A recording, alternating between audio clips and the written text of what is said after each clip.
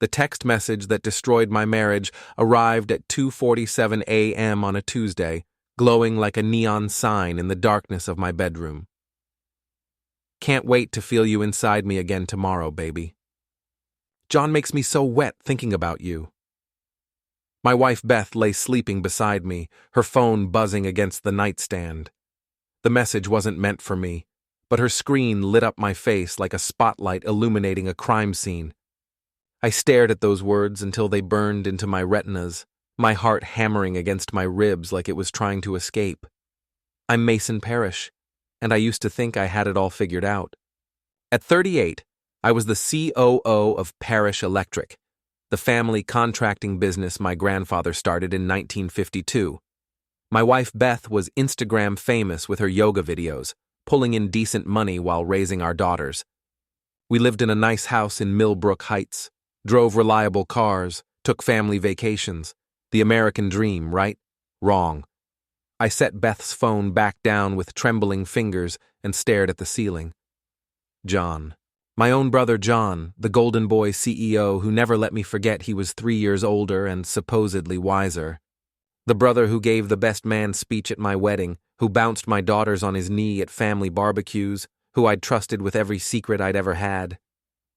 Beth stirred beside me, her blonde hair catching the moonlight streaming through our bedroom window. Even in sleep, she looked like the Instagram influencer she'd become. Perfectly arranged, camera ready. How long had this been going on? How many of those girls' nights and wellness retreats had been lies? I slipped out of bed and padded to my home office, my bare feet silent on the hardwood floors. The house felt different now, like the walls were closing in.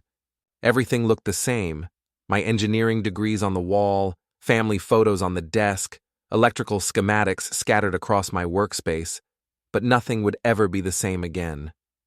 My phone buzzed. A text from my best friend Carl Robertson, our operations manager.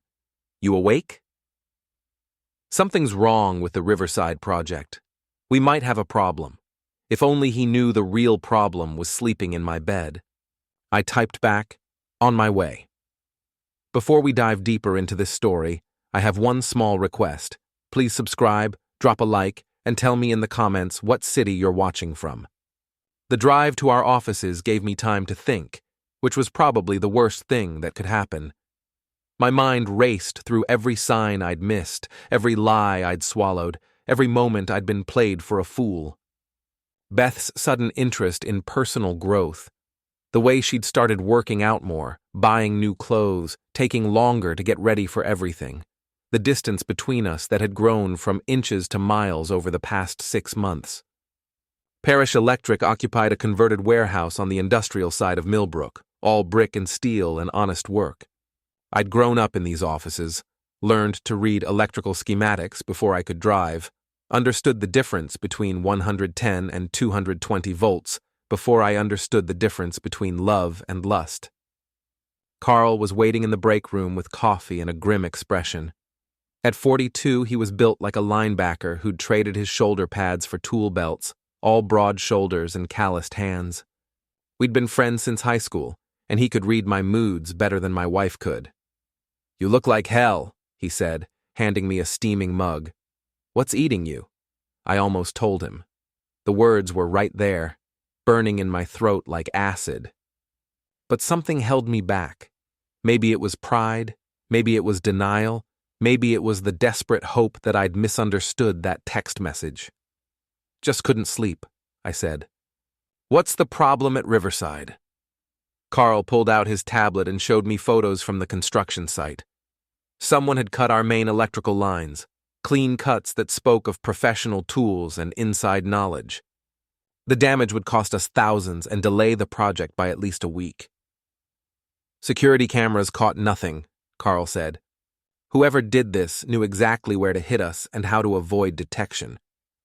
I studied the photos, my engineer's mind automatically calculating the cost and logistics of repairs. But another part of my brain was connecting dots I didn't want to connect. John had access to all our project files. John knew our security protocols. John would know exactly how to sabotage us without getting caught. Any idea who might want to hurt us? Carl asked. I thought about my brother's hands on my wife's body and felt something cold and sharp settle in my chest. Yeah, I said. I'm starting to get some ideas. The rest of the morning passed in a blur of damage assessment and repair planning. I threw myself into the work, grateful for the distraction, but my mind kept drifting back to that text message. By the time I got home, Beth was already up, making breakfast in her yoga pants and sports bra, looking like she'd stepped out of a fitness magazine. You were gone early, she said without looking up from her smoothie preparation. Everything okay? Vandalism at the Riverside site, I said, watching her face for any reaction. Someone with electrical knowledge cut our main lines. She made sympathetic noises, but her attention was focused on her phone, scrolling through comments on her latest Instagram post. That's terrible, honey. I'm sure you'll figure it out. The casual dismissal stung more than it should have. When had we stopped being partners? When had my problems become background noise to her social media empire? I might be late tonight, she said, finally looking at me. I'm meeting with some potential sponsors about a wellness retreat collaboration. More lies, delivered with the same bright smile she used in her videos. I nodded and poured myself coffee, wondering if she could see the knowledge in my eyes, the way everything between us had shifted overnight. Sounds great, I managed. I'll pick up the girls from school. Beth kissed my cheek, a quick peck that felt like a goodbye. You're the best, Mason. I don't know what I'd do without you. But she was already planning to find out. The next few days passed in a strange, suspended reality. I went through the motions of normal life while conducting my own private investigation into the destruction of everything I'd built. I checked Beth's phone when she was in the shower, scrolled through her social media accounts looking for clues, even drove past the hotel where she claimed to be meeting with sponsors. There was no sponsor meeting. There never had been. Instead, I watched my wife of 15 years walk into the Marriott downtown with my brother John, their hands intertwined, their body language screaming intimacy. They looked happy together, comfortable in a way that made my stomach turn. How long had they been comfortable together? I sat in my truck across the street for 2 hours, watching the hotel entrance like a private detective in a bad movie. When they finally emerged, Beth's hair was messed up and John's shirt was wrinkled. They kissed goodbye in the parking lot, a long, passionate embrace that felt like a knife twisting in my chest. That night, Beth came home glowing, energized in a way I hadn't seen in months. She was affectionate at dinner, asking about my day, laughing at my jokes, playing the perfect wife and mother. It was a masterful performance, and it made me sick. How did the sponsor meeting go? I asked as we cleaned up the kitchen. Really well, she said smoothly. They're very interested in partnering with me for a series of retreat weekends. It could be huge for my brand. Our daughters, Becca and Bree, were 15 and 13 respectively, old enough to sense the tension but young enough to not understand it. They chattered about school and friends, while Beth and I maintained our facade of marital harmony. I found myself studying their faces, wondering if they'd choose sides when this all came crashing down. The breaking point came on Friday night at our monthly family barbecue. These gatherings had been a tradition for years, my mother Ruth hosting at her house, the whole parish clan coming together to eat too much food and argue about everything from politics to the best way to wire a three-way switch. John arrived alone, as usual. He'd never married, claimed he was too focused on the business to settle down. Now I knew the truth. He was too busy sleeping with his brother's wife to commit to anyone else. "Mason!" he called out, crossing the backyard with a beer in his hand and that $1,000,000 smile that had always made him the favorite son. "How's my little brother doing?" Little brother. He'd been calling me that since we were kids, and I'd never minded before. Tonight it felt like sandpaper on an open wound. "Can't complain," I said, accepting his handshake and resisting the urge to break his fingers. "Business is good, family's healthy, living the dream." John's eyes flicked toward Beth, who was setting up her phone to film some content for her Instagram story. She looked incredible in a sundress that hugged her curves, her blonde hair catching the golden hour light. I saw the hunger in my brother's gaze and felt my hands clench into fists. "Beth's really building something special with her brand," John said. "She's got real business instincts, natural entrepreneur." "Yeah, she's full of surprises," I replied, loading as much meaning into the words as I could. If John caught my tone, he didn't show it. He was too busy watching my wife bend over to adjust her camera angle, his eyes locked on her ass like a teenager at his first strip club. The evening progressed with painful normalcy. We ate burgers and potato salad, the kids played in the pool, and the adults talked about everything except the elephant in the room. I found myself studying the family dynamics with new eyes. How many people knew? How many of these gatherings had been staged performances for my benefit? My mother Ruth, 73 and sharp as a tack, pulled me aside while the others were distracted by a heated discussion about the local baseball team's chances this season. "You look troubled, honey," she said in that direct way she had. Ruth Parish didn't believe in dancing around issues. "Everything okay at home?" I almost told her everything right then. Ruth had built Parish Electric alongside my father, knew every aspect of the business, controlled the majority shares that would determine our company's future. She deserved to know that her eldest son was betraying the family in the worst possible way. But something held me back. Maybe it was the fear that she wouldn't believe me, or worse, that she'd choose John's side. He'd always been her favorite, the responsible older son who'd stepped up when Dad died 5 years ago. I was the engineer, the detail guy, the one who made things work behind the scenes. "Just work stress," I said. "The Riverside project has been a nightmare." Ruth nodded, but her sharp blue eyes told me she wasn't buying it. "You know you can talk to me about anything, Mason. Anything at all." Before I could respond, Beth appeared beside us with her phone in hand, all smiles and Instagram-ready enthusiasm. "Ruth, I'm doing a quick video about family traditions and supporting local businesses. Would you mind saying something about Parish Electric and how important family is to your success?"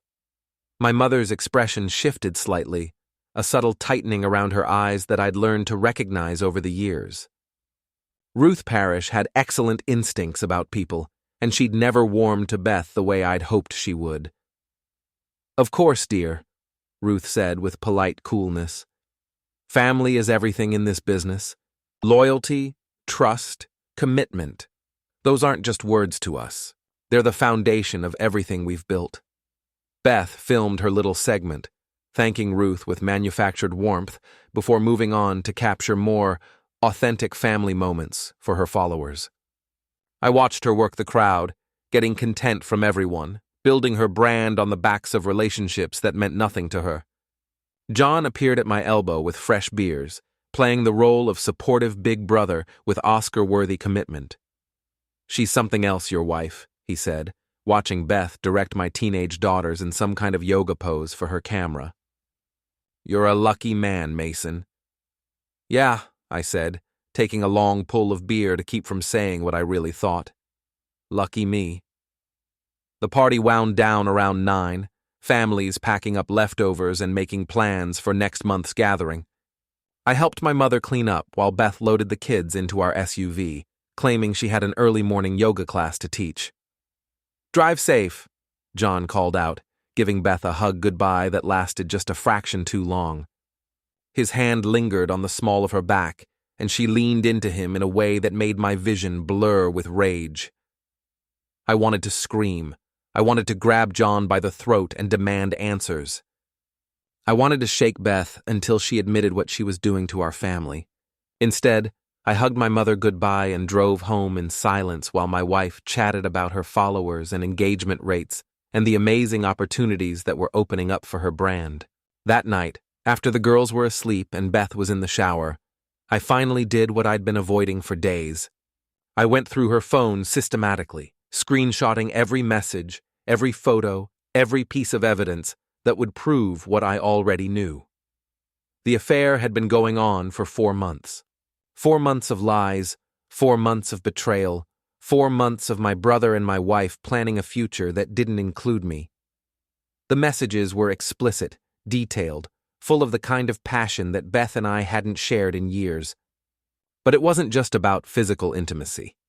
They were planning to leave their respective lives behind, to start fresh somewhere new. John had been embezzling money from Parish Electric to fund their escape, and Beth had been building her social media following to create a portable income stream. They were going to destroy everything: my marriage, my family, my business, my relationship with my daughters, and they were going to do it together. I sat in my home office, surrounded by the evidence of their betrayal, and felt something fundamental shift inside me. The Mason Parish who'd gone to bed last night was gone, replaced by someone harder, colder, more calculating. They wanted to play games? Fine. But they were about to learn that I'd been underestimated my whole life, and that was about to become their biggest mistake. Monday morning, I walked into Parish Electric with a new sense of purpose. The weekend had been torture, maintaining the facade of normalcy while Beth made plans to destroy our life, watching John play the loving uncle to my daughters while he plotted to steal everything I cared about. But now, I had a plan of my own. Carl was waiting in my office with coffee and a stack of reports about the Riverside project repairs. The damage had been worse than initially thought, requiring a complete rewiring of the main electrical systems. The delay would cost us the completion bonus, and probably the client's future business. Insurance is covering most of the material costs, Carl said, but the labor and lost revenue are going to hurt. We're looking at about $50,000 in total losses. $50,000. That was almost exactly the amount John had been skimming from our accounts over the past 4 months, hidden in a complex web of inflated supplier invoices and phantom overtime charges. I'd spent the weekend going through our books with a forensic accountant's eye, tracking every discrepancy, every suspicious transaction. I want to install additional security at all our active sites, I said. Cameras, motion sensors, the works. And I want to review all our financial procedures, every invoice, every expense report, every petty cash withdrawal. Carl raised an eyebrow. That's a lot of oversight, Mason. You thinking this was an inside job? I'm thinking we need to protect ourselves better, I said, from all kinds of threats. The first phase of my plan was simple: gather evidence and build a case. I couldn't move openly against John without proof that would hold up in court and with our mother. The embezzlement was one thing, but I needed to document everything: the affair, the sabotage, the systematic betrayal of everything our family had built. I started with the financial records, working late into the evening while Beth was at her yoga classes that I now knew were actually hotel meetings with my brother. Every discrepancy told a story, every forged signature was another nail in John's coffin. The second phase was more personal. I hired a private investigator named Marcus Chen, a former police detective who specialized in matrimonial cases. He was expensive, but his reputation was spotless, and I needed professional documentation of what Beth and John were doing. I need photos, video, everything, I told him during our meeting at a coffee shop across town. I need evidence that will hold up in divorce court and criminal proceedings.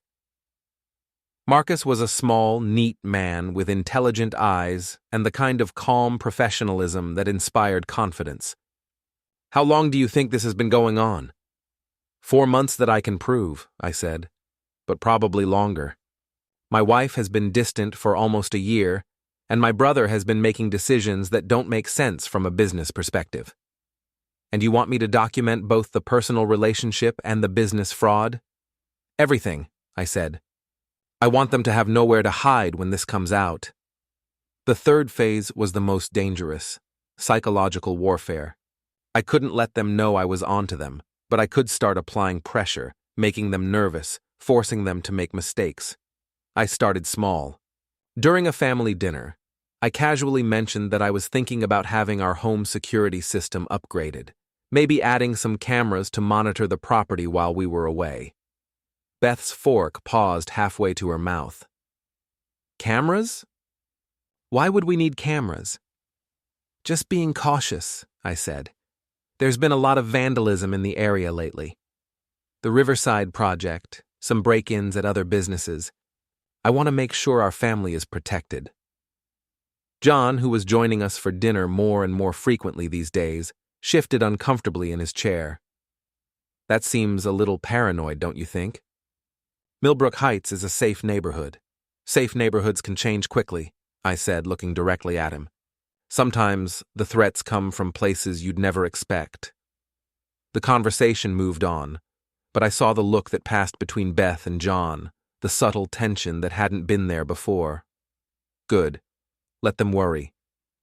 At work, I started asking more questions about our procedures, our security protocols, our financial controls.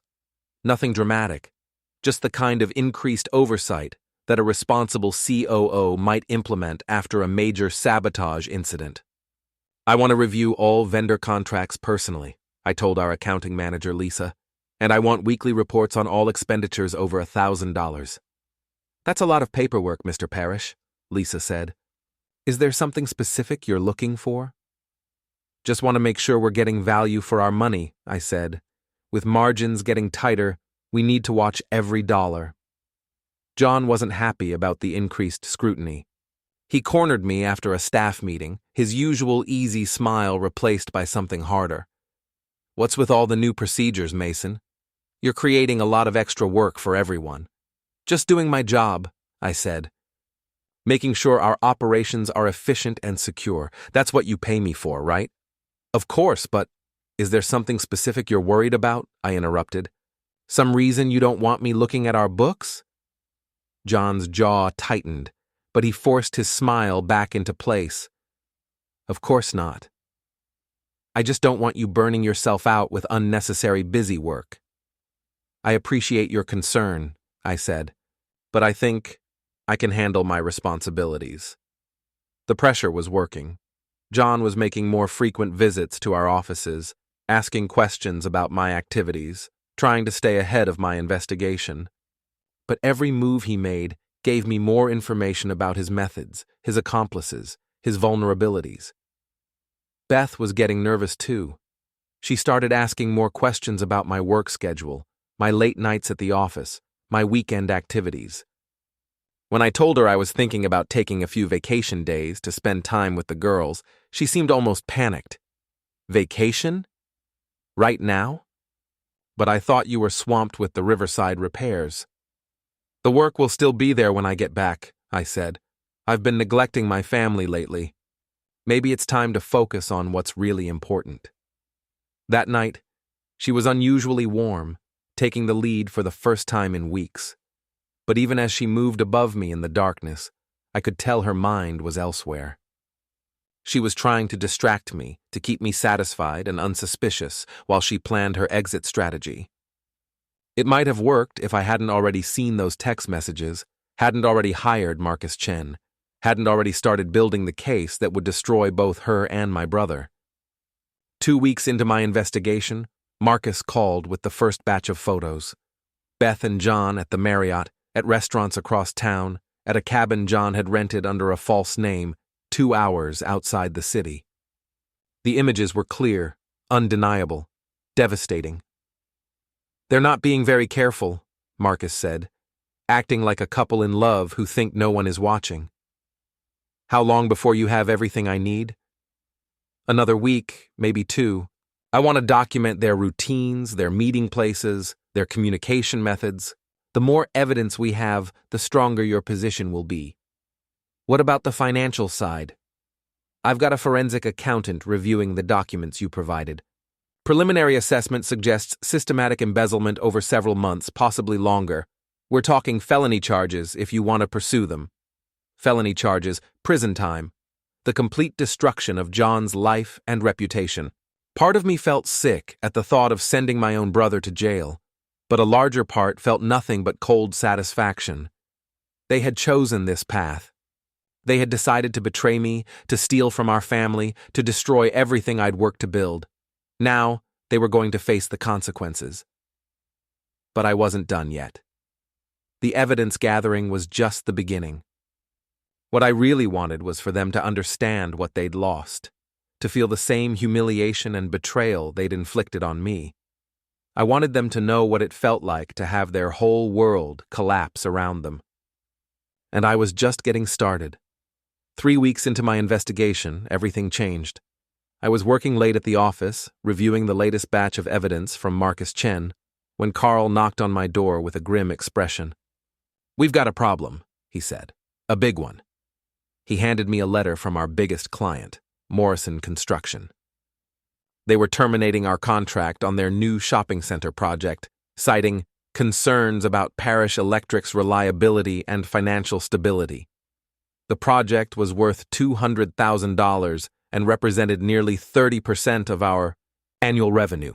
"Where the hell did this come from?" I asked, reading the letter twice to make sure I understood it correctly. "I called Jim Morrison directly," Carl said. "He wouldn't give me details, just said they'd received disturbing information about our company's management and decided to go with another contractor." Disturbing information. I felt ice form in my stomach as the implications hit me. Someone had sabotaged us with Morrison, fed them lies or half-truths designed to destroy our reputation, and I had a pretty good idea who that someone was. "Who else knows about this?" I asked. "Just you, me, and Lisa from accounting. I told her to keep it quiet until we figure out how to respond." I nodded, my mind racing. John didn't know about the cancellation yet, but he would soon. And when he did, he'd probably act surprised, concerned, supportive, all while knowing he was the one who'd orchestrated our downfall. "Don't tell anyone else about this," I said. "Not yet. I need to do some checking first." Carl looked confused but nodded. "What kind of checking?" "The kind that might save our company," I said. That night I called Marcus Chen and told him to accelerate his investigation. I needed everything he had, and I needed it now. The game was escalating faster than I'd anticipated, and I couldn't afford to be reactive anymore. "They're moving against you," Marcus said after I explained about Morrison Construction. "Your brother's probably trying to force a crisis that will let him take control of the company. Can you prove he contacted Morrison? Give me 24 hours. If he made the call, I'll find evidence of it." The next morning, John arrived at the office earlier than usual, which was already suspicious. He made a show of reviewing our current projects, asking questions about timelines and budgets, playing the concerned CEO role to perfection. "How are we looking financially?"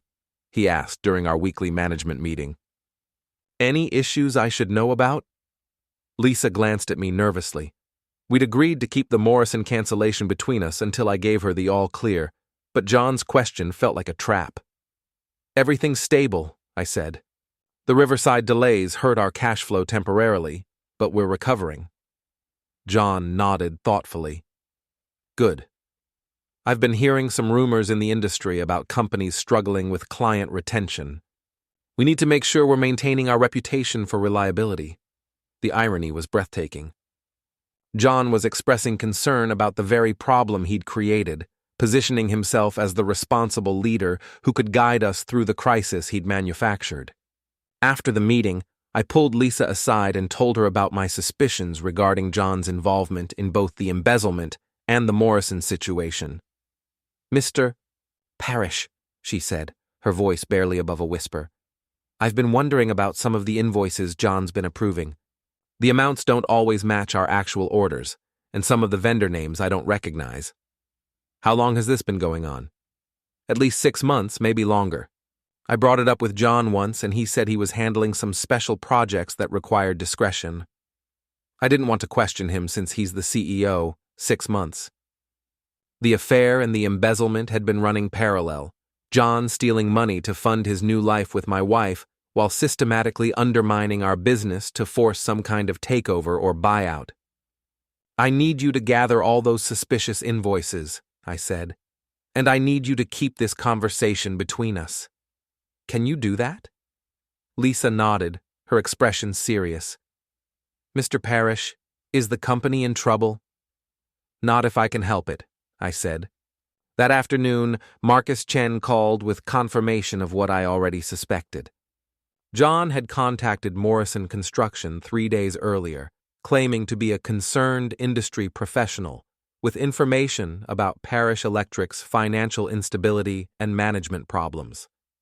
He was smart about it, Marcus said. Used a burner phone, didn't identify himself directly. But I tracked the call through cell tower data and confirmed it came from his location.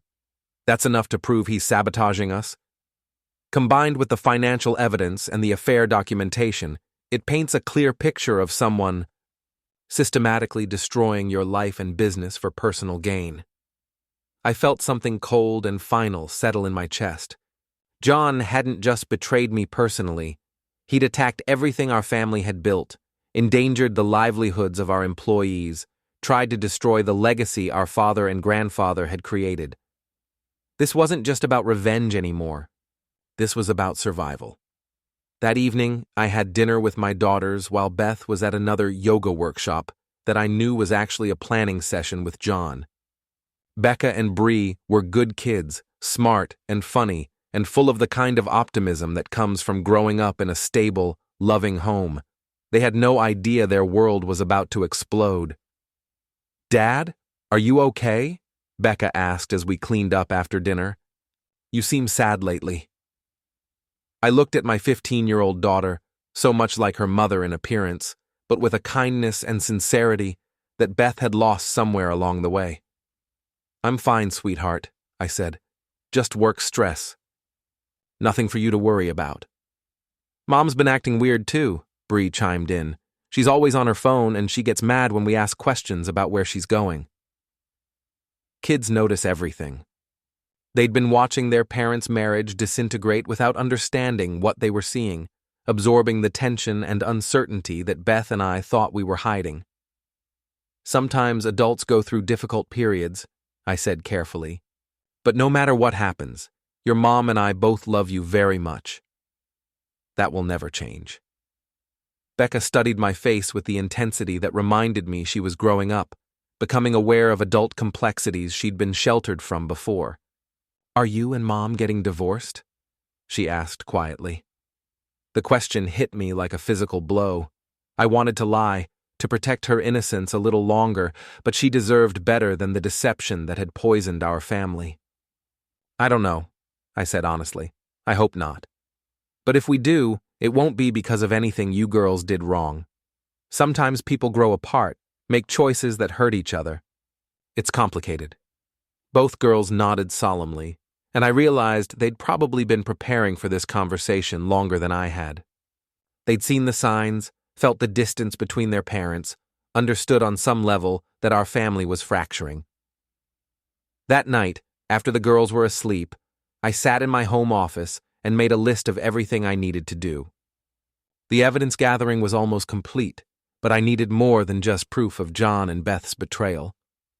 I needed a strategy that would protect my daughters, save our business, and make sure that the people who'd tried to destroy me faced real consequences. I thought about my grandfather, who'd started Parish Electric with nothing but a toolbox and a determination to build something lasting. I thought about my father, who'd grown the business while maintaining the values and integrity that made our family name mean something in the community. John and Beth thought they could tear all of that down, steal what they wanted, and walk away without consequences. They thought I was weak, passive, the kind of man who would accept betrayal and move on quietly. They were about to learn how wrong they were. The end came on a Friday night in November, 3 months after I'd first discovered the affair. I'd spent those months carefully building my case, gathering evidence, and preparing for the moment when I would finally spring the trap that would destroy both John and Beth. The setting was perfect, our company's annual client appreciation dinner at the Millbrook Country Club. 200 of our biggest customers, suppliers, and community leaders gathered to celebrate another successful year for Parish Electric. John had insisted on hosting the event despite our recent financial troubles, claiming we needed to project strength and stability. He had no idea he was walking into his own execution. I arrived early to make sure everything was ready.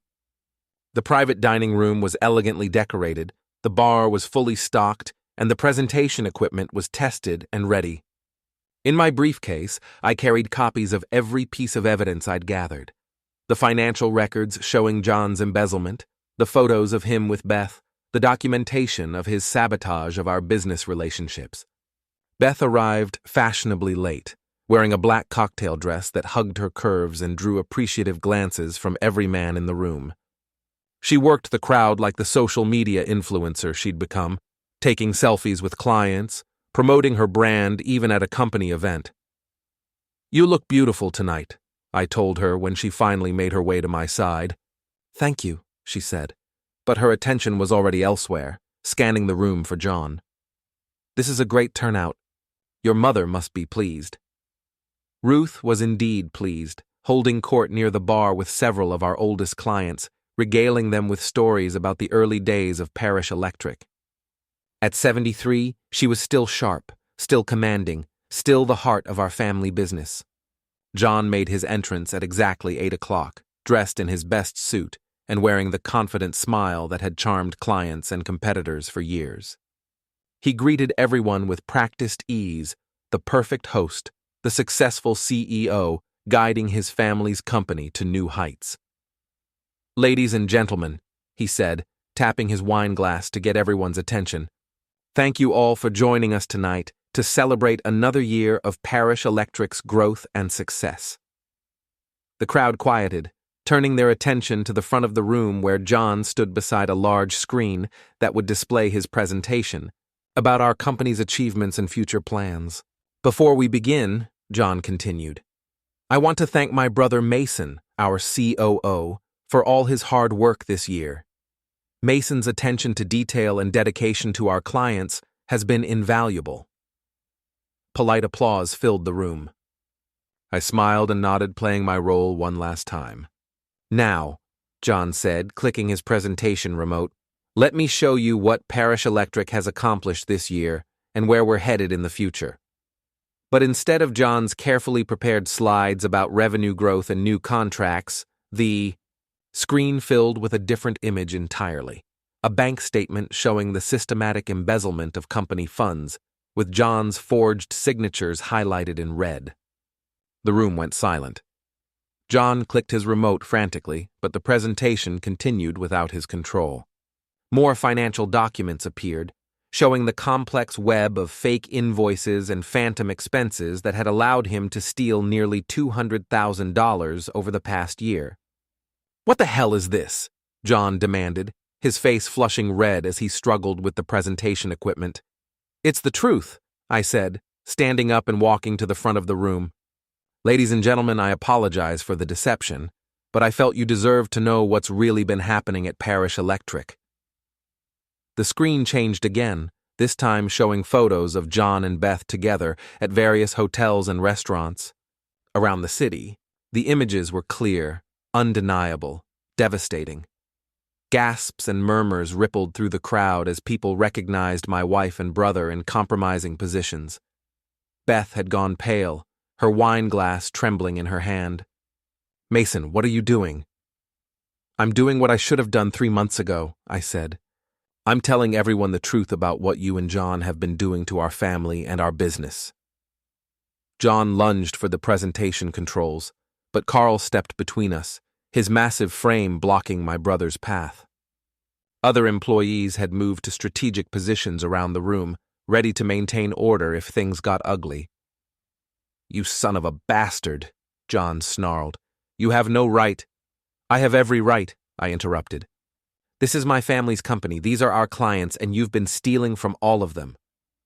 The presentation continued, showing call logs that proved John had been sabotaging our business relationships, financial projections that demonstrated how his theft had endangered our employees' jobs, and a timeline that connected his embezzlement to his affair with my wife. Ruth had moved closer to the front of the room, her face a mask of cold fury. "Is this true?" she asked John, her voice cutting through the chaos like a blade. John looked around the room desperately, seeing nothing but shocked faces and disappointed expressions. His charm and confidence had evaporated, leaving behind a cornered man with no way out. "Mother, I can explain." Explain what? Ruth demanded. Explain how you stole from your own family? Explain how you betrayed your brother with his wife? Explain how you tried to destroy everything your father and grandfather built? Beth suddenly came to life, rushing toward the exit with her phone in her hand, probably trying to call her lawyer or delete incriminating evidence. But Marcus Chen was waiting by the door, along with 2 police officers who'd been standing by in case criminal charges needed to be filed immediately. "Mrs. Parish," one of the officers said, "we'd like to ask you some questions about your knowledge of the financial irregularities at Parish Electric." The room erupted in chaos. Clients were demanding explanations, employees were asking about their job security, and John was shouting accusations and threats while being restrained by Carl and 2 other workers. I stood in the center of it all, feeling strangely calm for the first time in months. The secret was out, the evidence was public, and there was no going back for any of us. "Ladies and gentlemen," I said, raising my voice to be heard over the commotion. "I know this is shocking and disturbing. I know you have questions about the future of Parish Electric and your business relationships with us. I want to assure you that the company will continue operating under new management, with full transparency and accountability." Ruth stepped beside me, her presence immediately commanding attention and respect. "My son John is no longer associated with Parish Electric in any capacity," she announced. "Effective immediately, Mason Parish will serve as CEO, and we will be implementing new financial controls to ensure this kind of betrayal never happens again." The police officers were leading John away in handcuffs, his protests and curses echoing through the country club's elegant halls. Beth was being questioned separately, her perfect Instagram image crumbling as she tried to explain her role in the conspiracy. As the crowd began to disperse, people approached me with expressions of support and sympathy. Our clients were shocked, but grateful for my honesty. Our employees were relieved to know their jobs were secure. The community leaders who'd known our family for decades offered their continued partnership and friendship. "You did the right thing," Ruth said quietly, as we watched the last of the guests leave. "It took courage to expose this publicly, but it was the only way to save our company and our reputation." I nodded, feeling the weight of everything that had changed in a single evening. My marriage was over, my brother was facing criminal charges, and my daughters would have to live with the public humiliation of their parents' failures. But Parish Electric would survive. Our employees would keep their jobs. The legacy my grandfather had started would continue. 6 months later, John was sentenced to 5 years in prison for embezzlement and fraud. Beth and I divorced quietly, with her receiving minimal assets due to her role in the conspiracy. She moved to another state, her social media career destroyed by the scandal. My daughters chose to live with me, understanding finally that their mother had chosen her own path and would have to face the consequences. We're rebuilding our relationship slowly, with honesty and openness, replacing the deception that had poisoned our family. Parish Electric is stronger than ever, with new contracts, improved procedures, and a reputation for integrity that no amount of money could buy. I kept my promise to our clients and employees, proving that sometimes the right choice is also the hardest choice. And every morning when I walk into our offices, I remember that night at the country club when I finally stopped being the victim and started being the man my family needed me to be, needed me to be, needed me to be, needed me to be, needed me to be, needed me to be, needed me to be.